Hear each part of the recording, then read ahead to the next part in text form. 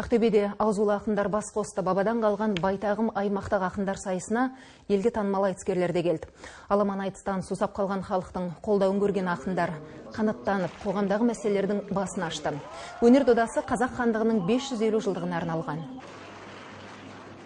Айға беріп сауға қойған бабалардың ұрпағы ел есінде жүрсін дедім. Қазағыңды төңгерген келімсектер қазақтың кім екенін білсін дедім.